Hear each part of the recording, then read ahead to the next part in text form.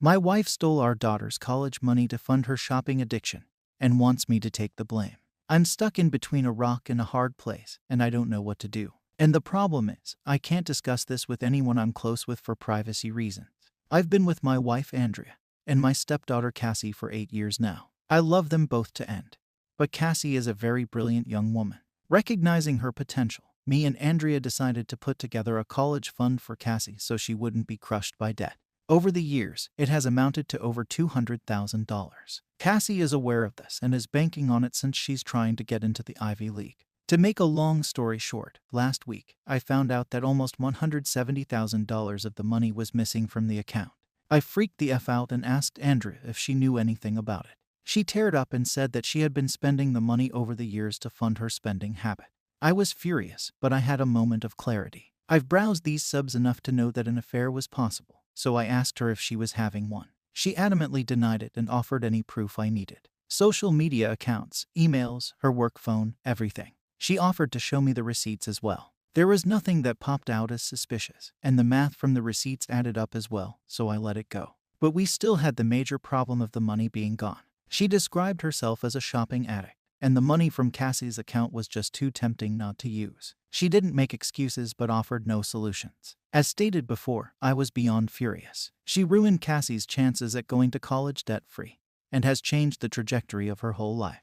I had asked her to stay with her sister while I tried to figure this out. Cassie was concerned about why she was leaving, but we just said we needed a little bit of space. I asked Andrea to come back home yesterday, and we had an extremely long discussion about how to handle this. She stopped me from talking and asked a favor of me. She asked if I could take the fall for her. For context, she and Cassie don't get along for a variety of reasons, and knowing how independent Cassie, she will probably leave right after college, if not during. In fact, me and Cassie get along very well, and she comes to me for a lot of her issues. Andrea fears this will permanently drive Cassie away, and she doesn't want to lose her. I told her that before we even talked about that, she needed to acknowledge her mistake and own it. She needed to go to individual therapy. We needed couples counseling. She needed to find a shopaholic support group, and I would be controlling the finances from now on. She said those terms were steep but fair. I said she needed to tell Cassie what she did, apologize, and hope for the best. She refused and said she could never lose Cassie. She said I could survive the mistake, but she couldn't. I told her that in order to even consider me taking the fall, she needed to agree to my terms. I don't know what the hell to do. The last thing I want to do is lie to Cassie, but I don't want Andrea and Cassie to split up forever. And the worst part about this whole thing is that Cassie's life is ruined either way. And I don't know how to replenish the money other than maybe borrowing from my 401k. Reddit, do you have any suggestions? Divorce is always an option. But I love Andrea despite her mistakes, and dating at age 52 is next to impossible. Edit. After everyone in here knocked some sense into me, I realized I couldn't lie to Cassie. I love her too much, and she deserves the absolute truth, no matter how ugly and hard it is. I will be talking to Andrea and telling her that we need to tell her the truth together as a condition of us staying together, or else I will initiate divorce proceedings and tell Cassie anyway. Also, as someone suggested, I don't need her trying to flip the script on me, so I'll record our interactions going forward. Thanks. Edit 2. I want to thank everyone here for really opening my eyes yesterday. You're all right. I need to put Cassie first, and like I said, I'll be telling the absolute truth. Even if she gets mad at me and disowns me, at least I'll know I did the right thing. In addition, I'm going to pay for her college myself. I can pull money from a couple of places, such as my retirement and inheritance, so it'll be okay. If I have to live a little frugally during retirement and work a few extra years, then so be it. Cassie is worth it. I honestly doubt her mother is going to sell her stuff, so that's why I'm taking this route. As for Andrea, I've been criticized for wanting to let Andrea off the hook, so to speak, but it's easy to say when really deep feelings aren't involved. That being said, I don't think I can stay with her. What she did was horrendous, and she ruined our daughter's future for her addiction.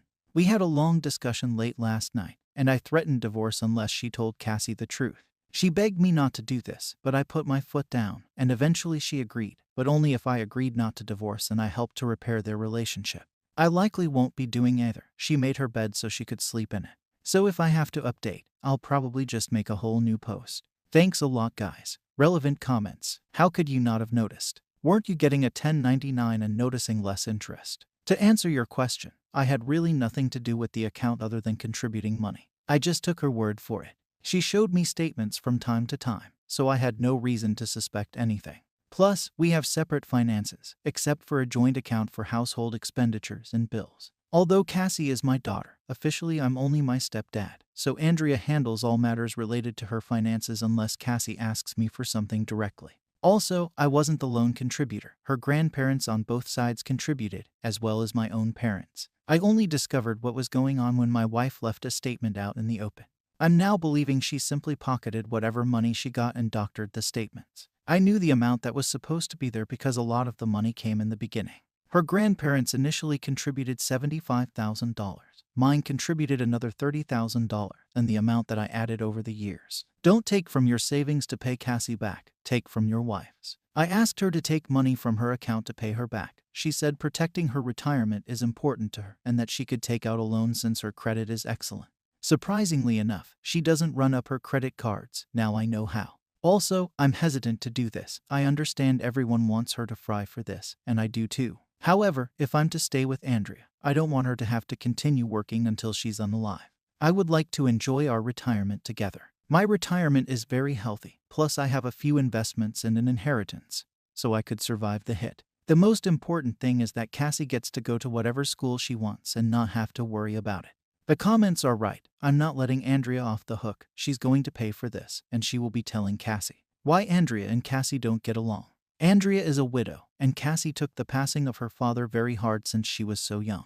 According to Andrea, a lot of their problems started there out of grief and anger. Then Cassie grew up, and she's developed into a bit of a tomboy. Andrea is a kind of girly girl, and doesn't relate to Cassie dressing up tomboyish. They don't agree on much. Cassie wants to be a physicist, and Andrea wants her to do something that has more money-making potential. Plus, there's the usual teenage daughter and mother strife. They have screaming matches that I have to intervene in. Update. I want to start this by thanking everyone who replied to me in the original post. You all showed me tough love, and I appreciate that. I even appreciate those who were calling me a doormat, because, like I said in the previous post, it woke me up. I won't be staying with Andrea. She's lied and manipulated me and Cassie for far too long for me to stay with her. The fact that she stole from me, Cassie, and Cassie's grandparents makes this as close to unforgivable as it gets. The most wronged party here is Cassie. She has an amazing future ahead of her, and I refuse to let her future go to waste because my wife made such selfish choices. Also, I'd like to take the time to answer some common questions, some of which I answered in the original post, but I'll post them again here so everyone can see them. 1. Over half the money in the account came from Cassie's grandparents, aka Andrea's parents, Cassie's bio dad's parents, and my parents, whom she also calls grandparents. This money came in the beginning, which is why I knew how much was supposed to be in there. 2. I never handled the account. Although I claim Cassie as my daughter, she is only my stepdaughter officially. As such, her mother handles all financial matters related to her. I simply gave her money to put in the account, and she showed me statements. My belief is that she pocketed the cash whenever I gave her money. 3. I did notice all the stuff she was buying. She claimed that they were either on sale or because she got a work bonus. She makes a very good living, and I thought she was responsible with money, so I said all right. I did ask her why she needed so many Christian Louboutin shoes, and she shrugged it off. And although people can't wrap their heads around it, it's very easy to spend $170,000. 4. A large chunk of the money went to buy a Mercedes, which I thought was a lease. She had a 7-year-old Lexus that, according to her, her friends were laughing at. Keeping up appearances for her wealthy friends is very important to her. 5. Cassie and Andrea do not get along for a variety of reasons. Allegedly, Cassie takes a lot after her deceased father, and Andrea can't relate to her at all, or maybe doesn't try hard enough. Cassie much prefers me to talk to. We have parent-child boundaries, but Cassie considers me one of her best friends. Her words, not mine. 6. I realized taking the fall was her manipulating me, plus it would have opened me up to a crap ton of consequences that I don't need to deal with. Plus, honesty is always the best policy. 7. I wasn't thinking properly in my last post and was afraid to be alone and single. I guess I have some issues being alone that I need to address. Plus, I really do love Andrea. We connect in a very deep way, but I'm still divorcing her. Oddly enough, a comment that senior homes have chlamydia outbreaks made me laugh and made me realize that I could date again at this age. Plus, you guys gave me some very nice compliments, so thank you for those. After my final update on the original post, I talked to Andrea deep into the night. She went back and forth with me on admitting to Cassie what she did. She said that she or even both of us could get loans and take care of the money then. I said she had a problem and she needed to make amends, which was a talking point from here. When I threatened her with divorce, she agreed to tell me that as long as I don't divorce her, I guess she's afraid of losing everything.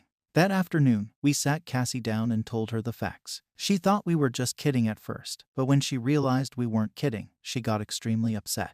I'll spare you the details, but she and Andrea got into an extremely loud and vicious shouting match. Cassie called her some truly awful names, and Andrea, while she didn't curse at her, tried to defend herself but started getting angry at the names she was being called. They were so loud, the neighbors called the police, and I had to awkwardly explain the situation to them while hoping they didn't think I was some kind of wife beater. Cassie told Andrea that she never wanted to speak to her again and that she never wanted a dime of her money.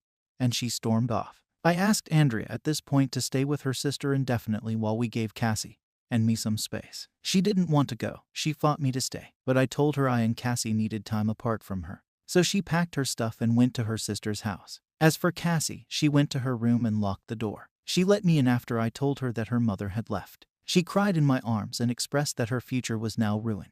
I told her it wasn't, that I would cover her college from my retirement, and that I would make it right. She doesn't exactly know what a 401k is yet, but she told me that she doesn't want me to work until I'm 90, like the people at Walmart, just because of her. I just told her she's worth it and that you do stupid things for the people you love. She said that she would start looking for scholarships and maybe other schools where she could get a full ride since she has excellent grades and extracurriculars. I then admitted that Andrea wanted me to take the fall for her, and that I had considered it, but I came to my senses. She got upset with me and told me that would have been the stupidest thing I could have done. She said she wouldn't have believed I did it anyway, and it only would have made her more upset at her mother. She told me that she doesn't blame me and that she's not mad at me for the money being gone, but she is mad that I'd want to cover for her mother. I apologized for that. We talked and cuddled for a while longer before calling it a night. The next morning, I got a call from Andrea's parents asking if the story was true. Cassie had told them the story, and they were calling to confirm.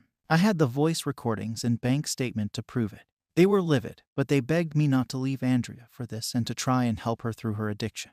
I told them I wasn't sure about that yet and hung up. A while later, my parents called and asked me about it, which I confirmed. They were probably more mad than Cassie, all things considered, and they're threatening to press charges. I told them to calm down and that I would handle it.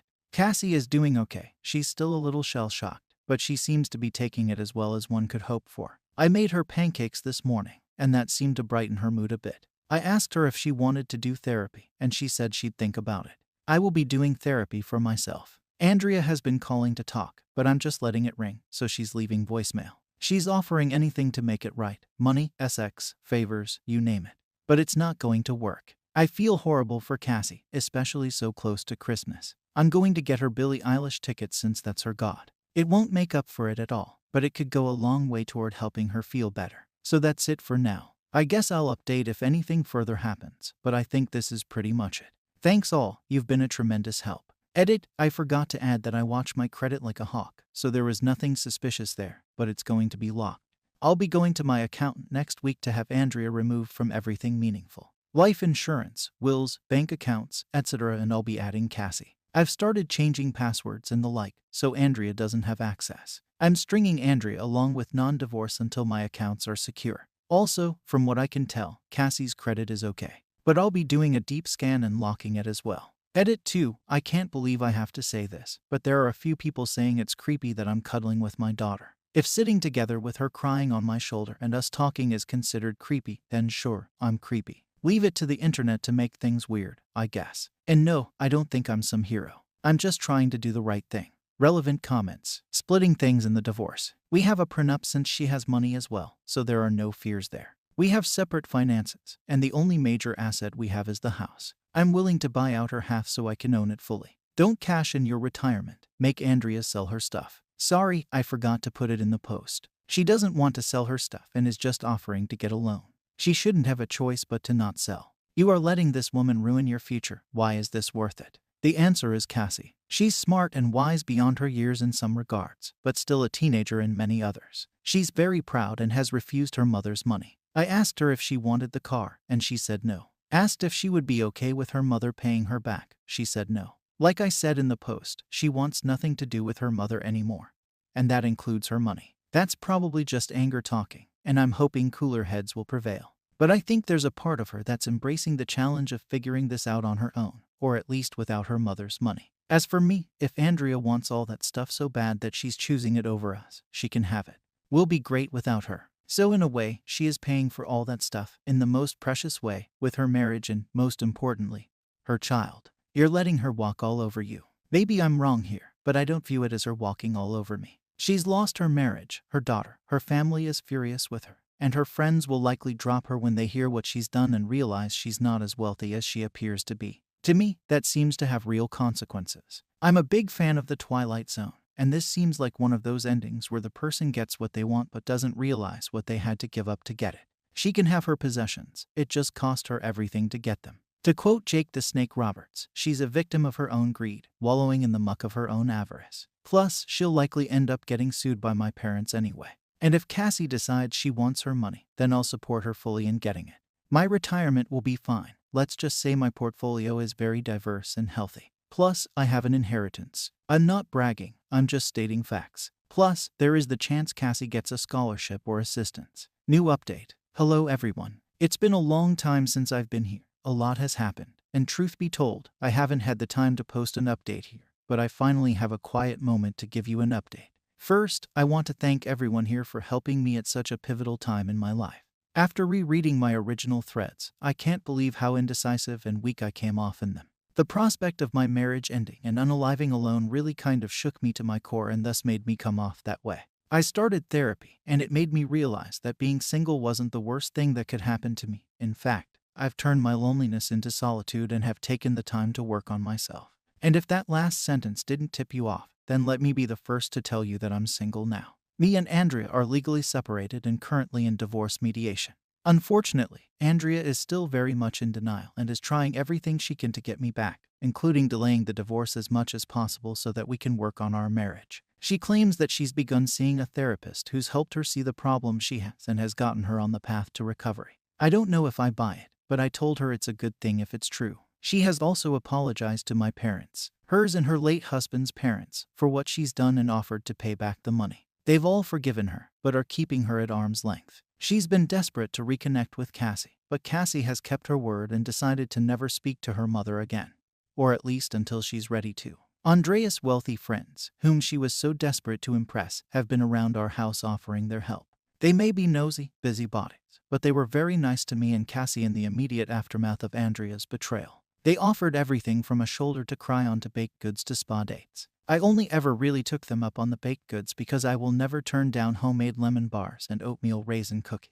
Cassie did take them up on spa dates, so there's that. One woman in particular, Susan, has been around more often than the others. While I feel like the other friends were prying for information, she seemed more genuine and just there to help me and Cassie heal. She cooked meals for us, helped around the house, and just spent a lot of quality time with me in particular. We didn't ask, want, or need her to do any of this for us, but she did it out of the kindness of her heart, and I really appreciate it. We've gotten a lot closer in such a short time, and I truly consider her a friend. It's actually amazing that I could get along with someone who's so much younger than me. Usually, I have a hard time connecting with younger people, even if they're adults. But now we get to the most important part of this update, Cassie. As a cheery Christmas gift, I took her and one of her friends to Montreal last month to see her favorite artist, Billie Eilish, at this festival. She loved it, and Montreal is such a beautiful city to visit. All in all, she took the loss of her college fund pretty well. Cassie is a very hard-working person, and she put her nose to the grindstone trying to find a scholarship. Unfortunately, she missed the cutoff for most of the scholarships she could have qualified for. But the school of her choice is giving her a very generous financial aid package. In addition, she qualified for some local grants, so she got her entire first year covered. And yes, Cassie did thankfully get into her school of choice. In fact, she had many acceptance letters and full ride offers, but she had her heart set on her school of choice. In fact, I dropped her off last week. I'm extremely proud of her, and I know she'll do well. I'm an empty nester now, all alone in this big house, and the silence is deafening, but Susan has been around to keep me company, and I've taken up bike riding as a hobby. So all in all, things are okay, not great, but certainly better than before. And with that, I think I can put this saga to bed. The divorce will hopefully be finalized in the next few months, and I can finally move on with my life. But the most important thing is that Cassie is fulfilling her dreams and potential, and I couldn't be happier about that. Thank you for watching the video.